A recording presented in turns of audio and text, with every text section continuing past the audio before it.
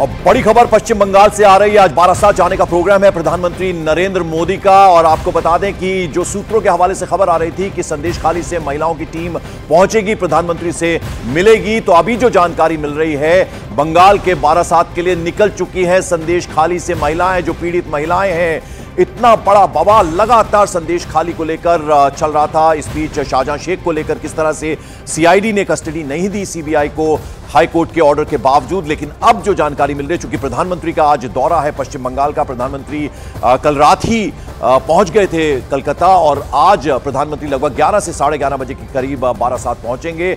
और अब जो जानकारी मिल रही है, जो इंफॉर्मेशन मिल रही है, वो ये कि संदेशखाली से रवाना हो चुकी हैं महिलाएं, प्रधानमंत्री से मुलाकात करेंगी। आशिका सिंह मेरी सहयोगी हमारे साथ। आशिका, क्या अपडेट? देखिए, संदेशखाली से महिलाओं की टीम निकली है और यहीं पर बारासात में प्रधानमंत्री के इस कार्यक्रम में भाग लेगी। पंकज, एक बार तस्वीरें यहाँ की दिखाऊं। ये जो पूरा मैदान है, आपको देखिए ऐसा लग रहा होगा जैसे देख करके तस्वीरें कि दुर्गा पूजा कहीं आ न गई हो, क्योंकि सभी महिलाएं पारंपरिक परिधान में। और हम जरा बात करेंगे, कहाँ से आई हैं जी? कहाँ से आई हैं? मैं बारासात से आई हूँ। और प्रधानमंत्री को देखने के लिए खासा उत्साह? बहुत उत्साह है। मैं तो 3 दिन से वेट कर रही हूँ कब आएंगे कब आएंगे। स्वागत कैसे करेंगी? फूलों से करेंगे हम तो। फूलों से करेंगे स्वागत। उलूक ध्वनि नहीं देंगे? वो तो बड़ा शुभ होता है। कैसे देंगी? उलूक ध्वनि दोनों। और आपका वो सिंदूर से भी, ऑरेंज कलर की सिंदूर से भी। उलूक ध्वनि कैसे देंगी, जरा दिखाइए हमारे दर्शकों को। दिखाइए।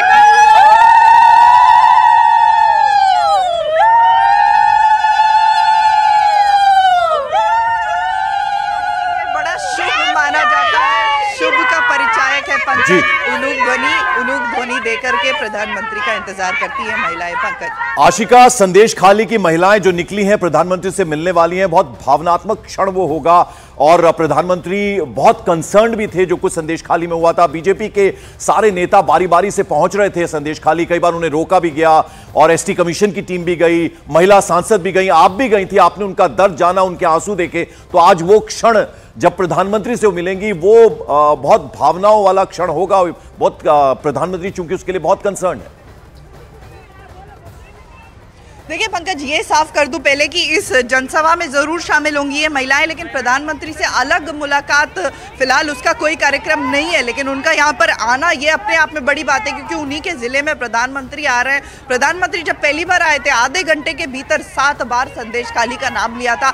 आज संदेशखाली को लेकर के क्या संदेश देते हैं, ये देखना फिलहाल जरूरी है। पंकज, बिल्कुल, तो रैली में बारासात की जो रैली है वहां पहुंचने वाली है। संदेशखाली से महिलाएं रवाना हो चुकी हैं। जैसा का बता रही कि ये पॉसिबल हो पाएगा कि क्या उनकी अलग से कोई मुलाकात हो प्रधानमंत्री से या नहीं, वो देखने वाली बात होगी। लेकिन रैली के लिए वो निकल पड़ी हैं। मॉर्निंग प्राइम में अब हम अगर बात करें तो ममता बनर्जी के गढ़ पश्चिम बंगाल से एक और खबर आ रही है। देश के प्रधानमंत्री नरेंद्र मोदी तोहफों की बौछार करने जा रहे हैं। इस दौरान कई विकास परियोजनाओं का उद्घाटन और शिलान्यास किया जाएगा। खास बात यह है कि प्रधानमंत्री मोदी देश की पहली अंडर वाटर टनल का उद्घाटन भी करने वाले हैं। मेट्रो समेत कई दूसरी परियोजनाओं पर 15,400 करोड़ का खर्च होगा। अलावा इसके प्रधानमंत्री मोदी बारासात में एक जनसभा को भी संबोधित करेंगे। और जो अब जानकारी मिल रही है, नरेंद्र मोदी से मिलने के लिए संदेशखाली से महिलाएं रवाना हो चुकी हैं, यानी वो रैली का हिस्सा होंगी। प्रधानमंत्री इनसे अलग से मुलाकात करेंगे या फिर नहीं, इस बारे में अभी कोई कार्यक्रम नहीं है, कोई तय नहीं हुआ उस बारे में। और जैसे कि हमने आपको बताया, ये रात की तस्वीरें, प्रधानमंत्री कल देर रात ही पहुंच गए थे और सीधे रामकृष्ण मठ का उन्होंने दौरा किया। फिर हॉस्पिटल जाकर रामकृष्ण मिशन के जो प्रमुख हैं उनका हाल जाना है। और एक हफ्ते के अंदर अंदर प्रधानमंत्री का दूसरा पश्चिम बंगाल दौरा है। बारासात में आज रैली है। 11 से 11:30 बजे के करीब प्रधानमंत्री पहुंचेंगे, जनसभा को संबोधित करेंगे और अंडर वाटर मेट्रो टनल का भी उद्घाटन प्रधानमंत्री करने वाले हैं। और इस बीच संदेशखाली केस के आरोपी शाहजहां शेख की कस्टडी लेने पहुंची सीबीआई की टीम खाली हाथ लौटी। कल शाम बंगाल की सीआईडी ने सुप्रीम कोर्ट में अपील का हवाला देकर शाहजहां शेख को सीबीआई के हवाले करने से इनकार कर दिया। हाईकोर्ट का सीधे सीधे आदेश था कि फौरन सीबीआई अपनी कस्टडी में ले शाहजहां शेख को। और लेकिन जब सीबीआई की टीम पहुंची, कई घंटों तक इंतजार किया, खाली हाथ लौटना पड़ा, क्योंकि सीआईडी ने शाहजहां शेख को सौंपने के लिए इनकार कर दिया था। सीबीआई केस को हाथ में अपने लिए और कस्टडी में ले शाहजहां शेख को, इसका हाईकोर्ट का सीधे सीधे ऑर्डर था। और लेकिन दूसरी तरफ अगर हम बात करें तृणमूल कांग्रेस की, वो पहुंची सुप्रीम कोर्ट और ये कहा गया सीआईडी की तरफ से कि मामला चूंकि सुप्रीम कोर्ट में है और सीआईडी ने सौंपने से इनकार कर दिया। आशिका सिंह हमारी सहयोगी हमारे साथ हैं। आशिका, शाहजहां शेख को लेने के लिए अपनी कस्टडी में पहुंची थी सीबीआई की टीम, लेकिन खाली हाथ लौटना पड़ा। करीब 2 से 3 घंटे चला ये हाई वोल्टेज ड्रामा। कल शाम को जब सीबीआई के 4 अधिकारी पहुंचे, 2 घंटे तक इंतजार किया सीआईडी के दफ्तर में, लेकिन सीआईडी ने शेख शाहजहां को उनके सुपुर्द नहीं किया। कोर्ट का साफ ऑर्डर था कि 4:30 के भीतर उसे सीबीआई को सौंपा जाना है, लेकिन ये नहीं हुआ। पुलिस ने हवाला दिया कि सुप्रीम कोर्ट का दरवाजा खटखटाया गया है। पंकज, बिल्कुल, तो केंद्र और राज्य सरकार यानी ममता सरकार के बीच तनातनी लगातार जारी है। ये टसल लगातार चल रहा है। शाहजहां शेख को लेने सीबीआई गई थी अपनी कस्टडी में, लेकिन सीआईडी ने सौंपने से इनकार कर दिया। कई घंटों के इंतजार के बाद खाली हाथ लौटना पड़ा सीबीआई की टीम को। इस बीच पश्चिम बंगाल बीजेपी अध्यक्ष सुकांतो मजूमदार ने ममता सरकार पर शाहजहां शेख को बचाने का बड़ा आरोप लगा दिया। साथ ही अभिषेक बनर्जी के शाहजहां शेख के साथ आर्थिक तार जुड़े हुए यानी पैसों का भी मामला जुड़ा हुआ है, ये बात भी कह दी सुकांतो मजूमदार ने। तो आपको बता दें, बंगाल बीजेपी के अध्यक्ष हैं, टीएमसी पर बड़ा आरोप उन्होंने लगाया। कहा कि ममता सरकार शाहजहां शेख को बचा रही है। साथ ही साथ उन्होंने कहा कि अभिषेक बनर्जी जो नेफ्यू हैं ममता बनर्जी के, उनके साथ पैसों के लेन देन का भी मामला यानी वो आर्थिक तार भी जुड़े हैं, ये बात भी कह दी। वहीं टीएमसी नेता और ममता सरकार में मंत्री उदयन गुहा ने बीजेपी पर केंद्रीय जांच एजेंसियों के दुरुपयोग का आरोप लगा दिया।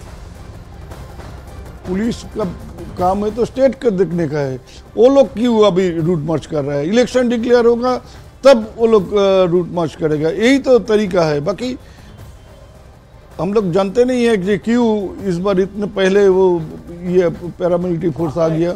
आपको क्या लग रहा है किस लिए ये किया? वो तो क्या लग रहा है, क्यों लग रहा है, वो तो पता नहीं है वो क्यों कर रहा है। अभी कौन किसका दिमाग में क्या है वो भी हम लोग को पता नहीं है। वो तो ठीक है, सीबीआई तो बहुत सारी ये इंक्वायरी कर रहा है। अभी तक तो एक तो पनिशमेंट हुआ नहीं, चार्ज फ्रेम किया नहीं अभी तक। देखिए क्या होता है। और संदेश खाली मामले में कलकत्ता हाईकोर्ट के आदेश के बाद सीबीआई ने एफआईआर दर्ज कर ली है। सीबीआई ने संदेश खाली में एनफोर्समेंट डायरेक्टरेट की टीम पर हुए हमले के मामले में आरोपी शाहजहां शेख समेत अन्य आरोपियों के खिलाफ भी जांच शुरू कर दी है। तो वहीं हाईकोर्ट के आदेश के खिलाफ बंगाल सरकार सुप्रीम कोर्ट पहुंच गई। तो शाहजहां शेख की गिरफ्तारी के लिए कस्टडी में लेने के लिए सीबीआई पहुंची थी, लेकिन सीआईडी ने हवाले करने से इनकार कर दिया शाहजहां शेख को। और इस बीच आपको बता दें कि जांच शुरू कर दी गई है और हाईकोर्ट के आदेश के खिलाफ बंगाल सरकार सुप्रीम कोर्ट दूसरी तरफ पहुंची है।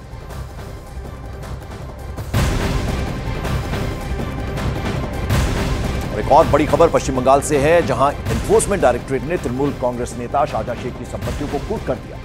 ईडी ने शाहजहां शेख की 14 चल अचल संपत्तियों को कुर्क किया है। ईडी ने 2 बैंक खाते भी सीज कर दिए हैं और सूत्रों के मुताबिक उन दोनों बैंक खातों में करीब 13 करोड़ रुपए जमा थे। शाहजहां शेख पर ईडी ने यह एक्शन पश्चिम बंगाल के कोलकाता और संदेश खाली में बनाई गई संपत्तियों पर लिया है, यानी 2 बैंक खातों को सीज किया है। उसके अलावा 13 करोड़ रुपए भी जब्त कर लिए हैं एनफोर्समेंट डायरेक्टरेट की टीम ने। तो ताबड़तोड़ एक्शन जारी है।